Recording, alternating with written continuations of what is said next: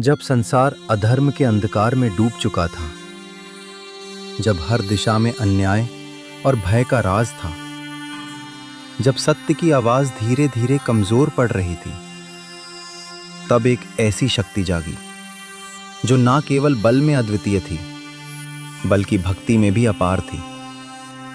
वो कोई राजा नहीं था, ना ही कोई देवता। वो था एक भक्त जिसके हृदय में केवल एक ही नाम बसता था, राम। और वही नाम उसकी सबसे बड़ी शक्ति बन गया। वो था हनुमान। उसका जन्म एक साधारण घटना नहीं था, ये एक दिव्य आशीर्वाद था। अंजनी माता की तपस्या और पवन देव की कृपा जिससे जन्म हुआ एक अद्भुत शक्ति का। बचपन से ही उसमें अपार ऊर्जा थी। एक दिन उसने आकाश में चमकते हुए सूर्य को देखा। उसे एक फल समझकर वो उसे पकड़ने उड़ चला। देवता भी चकित रह गए। ये कोई साधारण बालक नहीं था, लेकिन असीम शक्ति के साथ संयम भी आवश्यक था। ऋषियों ने उसे श्राप दिया कि वो अपनी शक्ति भूल जाएगा जब तक कोई उसे याद ना दिलाए। और एक महान शक्ति समय के इंतजार में शांत हो गई। समय बीता और पृथ्वी पर अवतार हुआ मर्यादा पुरुषोत्तम श्री राम का। जब सीता माता का हरण हुआ,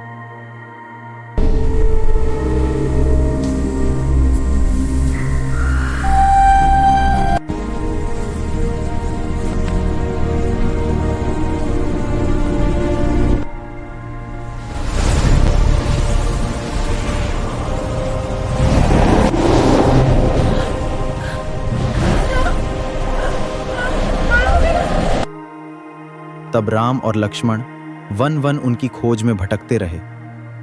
उसी दौरान उनकी मुलाकात हुई एक विनम्र वानर से, जिसकी वाणी में ज्ञान था और हृदय में असीम भक्ति। वो था हनुमान। जैसे ही उसने राम को देखा, उसकी आत्मा ने उन्हें पहचान लिया। ये कोई साधारण मनुष्य नहीं, ये हैं स्वयं भगवान। और उसी क्षण हनुमान ने स्वयं को समर्पित कर दिया। ना कोई प्रश्न, ना कोई शंका, सिर्फ सेवा, सिर्फ भक्ति। जब यह ज्ञात हुआ कि सीता माता लंका में है, तब सबसे बड़ी बाधा सामने थी, एक विशाल समुद्र जिसे पार करना असंभव लग रहा था। सभी योद्धा मौन थे।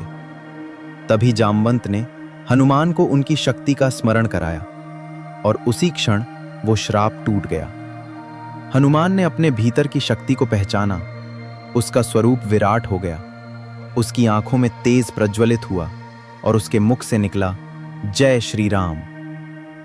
और फिर एक ऐसी छलांग लगी जिसने इतिहास बदल दिया। वो आकाश में उड़ा। नीचे समुद्र गरज रहा था, लेकिन उसके मन में केवल एक ही नाम था, राम। लंका, रावण का अभेद्य किला, जहां पहुंचना असंभव था, लेकिन भक्ति के सामने कोई बाधा टिक नहीं सकती।